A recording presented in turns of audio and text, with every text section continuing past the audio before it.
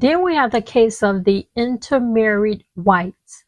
While the original dark-skinned families were being zeroed out, the Supreme Court in Stevens versus Cherokee Nation, which was in 1899, protected the status of white people who had married into the tribe.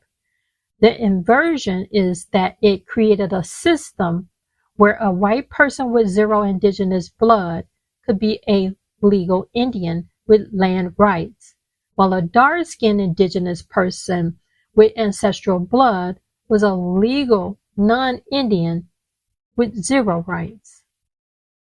Now, if we examine the specific cases, which are the case files of the Cherokee freedmen who successfully sued the federal government to prove their blood, we will be getting into the blood quantum, which was erased due to their dark skin.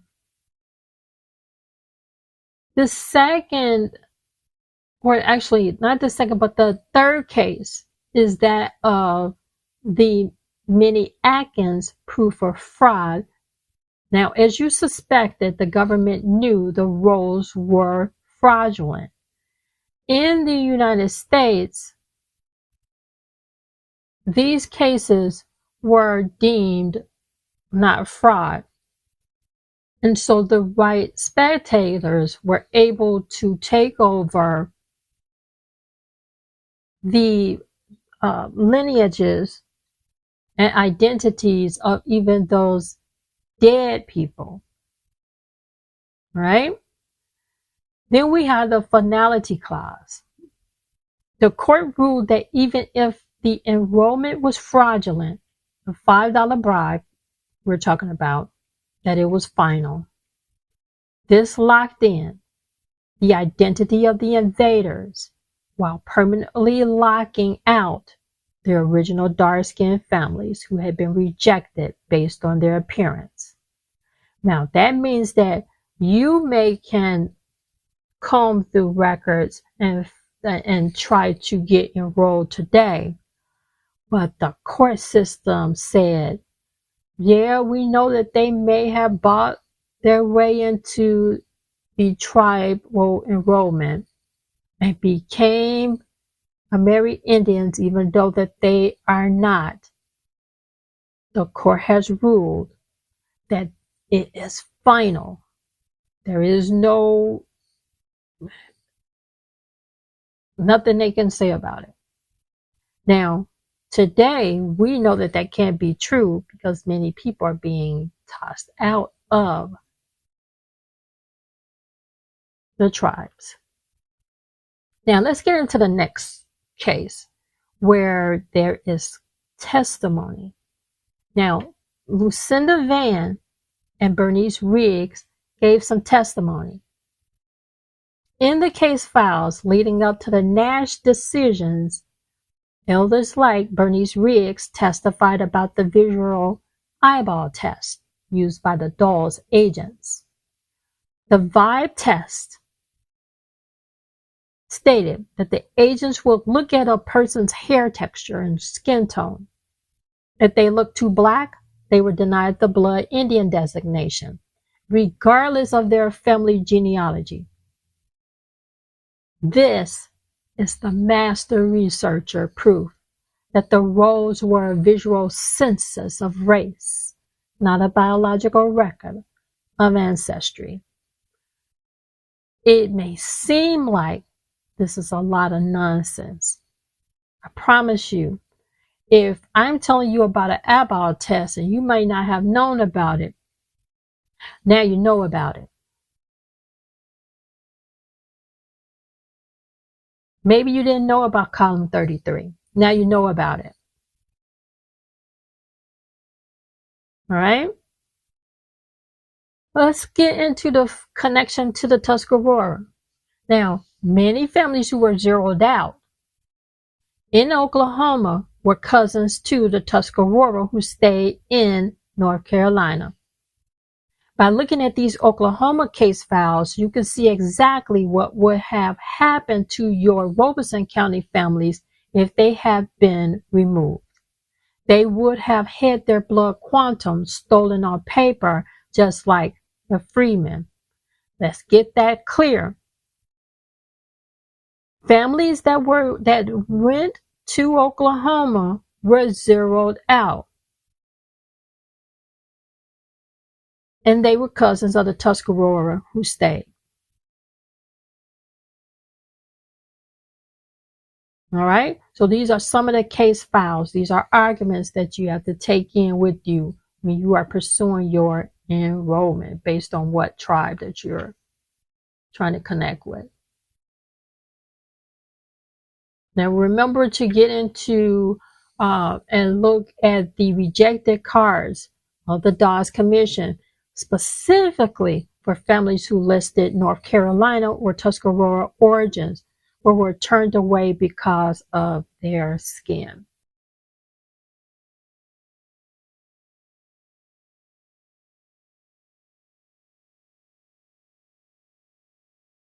Now, if we look into the rejected cards of the Dawes Commission, specifically for the families who listed North Carolina or Tuscarora origins but were turned away because of their skin, the rejected cards labeled with an R on the Dawes Commission provides some of the most damning evidence of bureaucratic skin color reclassification, while the white $5 Indian enjoys the land and the benefits.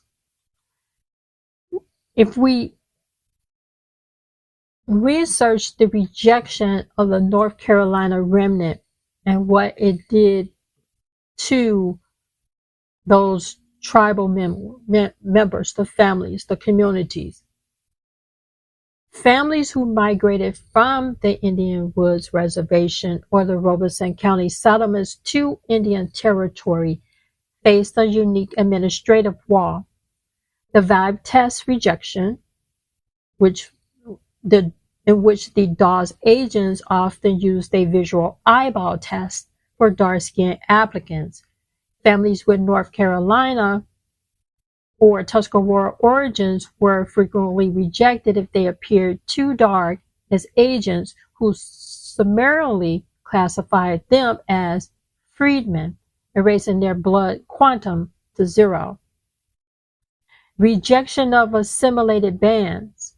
Families of the Catawba, the Saponi, and the Chura lineages who had migrated from North Carolina were often rejected because the commission claimed they had assimilated too much or were not members of the specific 5 civilized tribes recognized for allotment.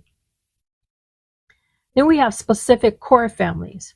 The rejected and doubtful cards include descendants of original Tuscarora Siouan core families like the Lowry, Lear, and Brooks lines, who had already faced paper genocide in North Carolina and were now being legally blocked from tribal exile.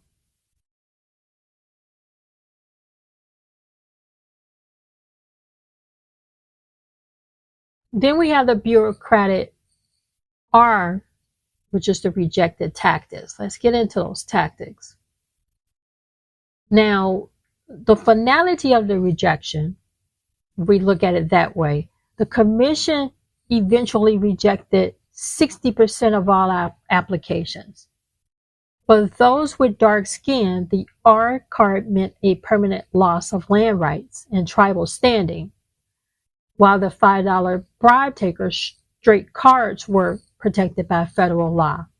Now today, it's being thrown up in our face as if we were going after benefits when the R for rejection meant permanent loss of land and tribal standing, which is our tribal identity.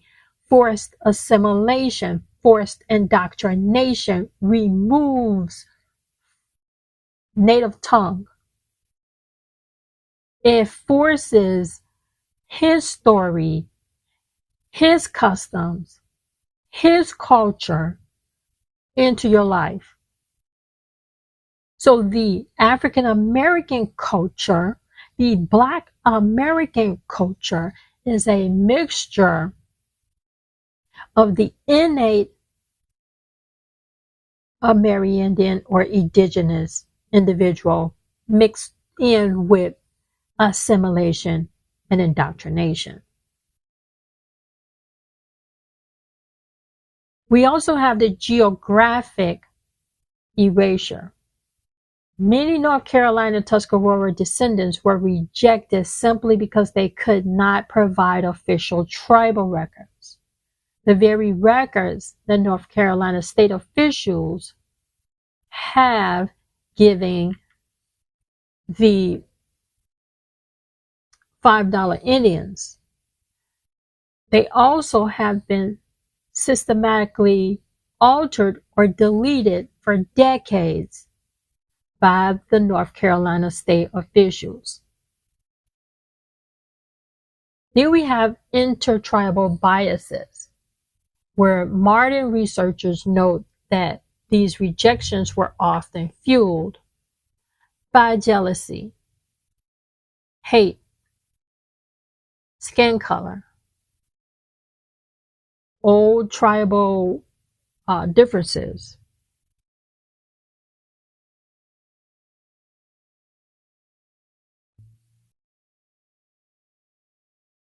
All they have to do is look forward, and we're not going to help them, but it's in the records, it's in the documents, it's in the allodial titles, it's in the combing through the censuses.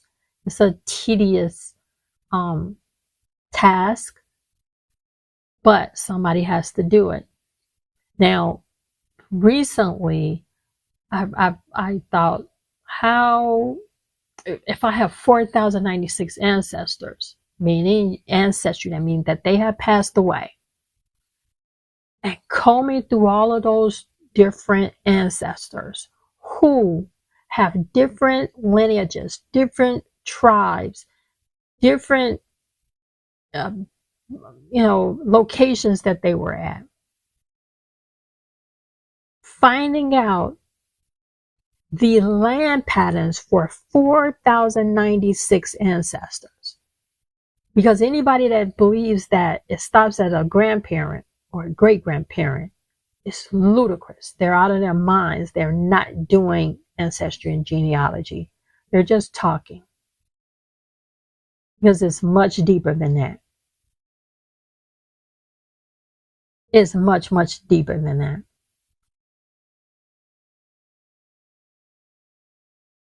Hi, so if we get into the case files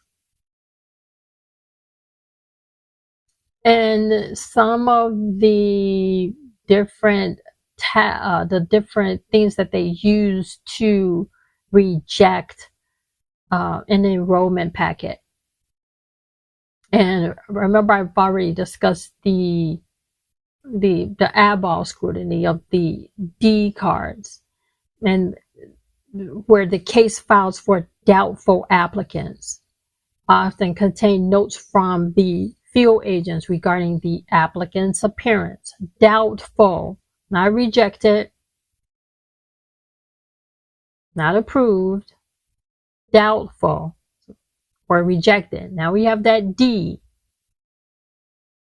That means that the agent visually profiled and notated things like physical appearance suggests Negro blood, or applicant looks more like a freed man. These were used to justify the doubtful status. Then we have the blood quantum erasure. During this doubtful period, the commission will often strike through the blood quantum on the application. For the Tuscarora Siouan families, this meant their zero white blood, as seen in the 1900 special census, was erased and replaced with a question mark. Erased and replaced with a question mark. It was erased and replaced with a question mark. Who do you think by? the census take us, eventually leading to a rejection based on unverifiable ancestry. Now, look at the time frame in which that was happening. The 1900 special census had the zero white blood, where we had some truthful enumerators documenting that information. We go into 1924 when the Dawes rolls, 1898 through 1920. Then we go into the 1924 where we have Walter Plecker telling the agents or the hospitals or the doctors, the nurses, the birth certificate, Department of Vital Statistics to change the labels or the races for the individuals based on race. He gave them a more strenuous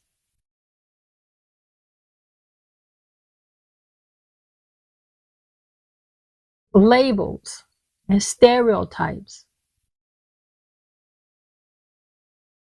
to abide by, to deny birth certificates and censuses and other documents with the I for Indian, or the W for white, or the M for mulatto, where he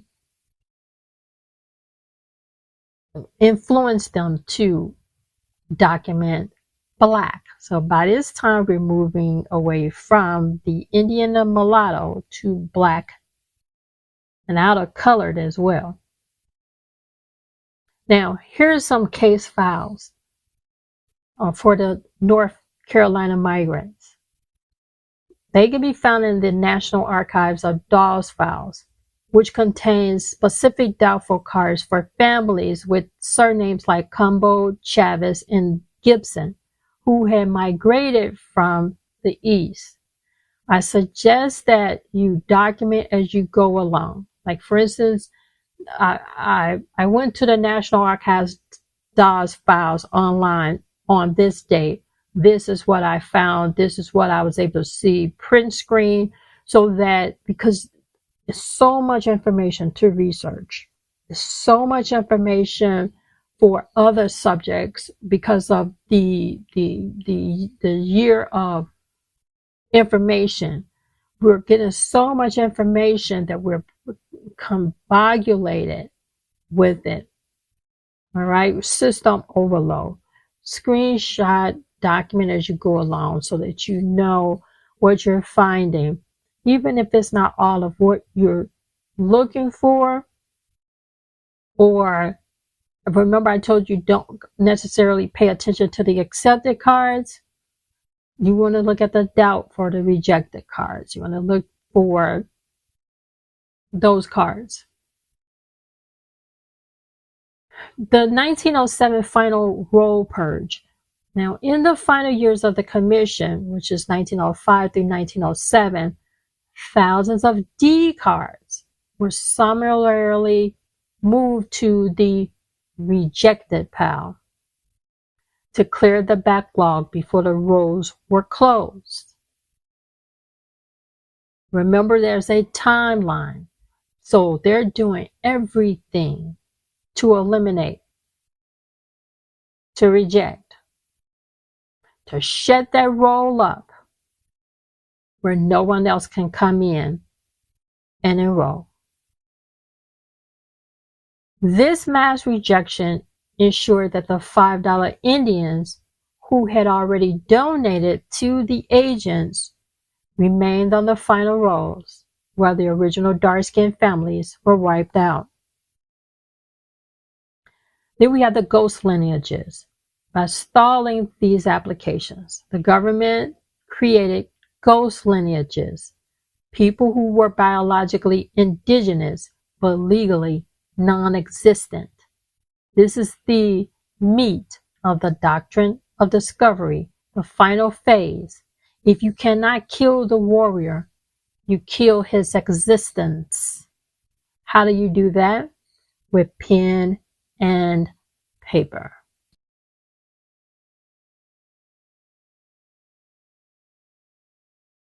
When it comes to the taking of the land, the stealing of the land, the stealing of the resources, I mean, I can go on and on with this for South Carolina alone, not to mention other states. Now, I can make a decision to continue, or I can make a decision, even if I try to say I'm going to just skip here and let them know about this. And in my mind, I'm like, okay, I just skipped over tons of information that connects to what I believe to be a main point, when they all are main points. All right, and it's just a lot of information for the Robeson County and the different surnames and families that experienced the Papers genocide, of North Carolina. All right, this is all part of the doctrine of discovery and land confiscation, and the use of race to nail the coffin, right?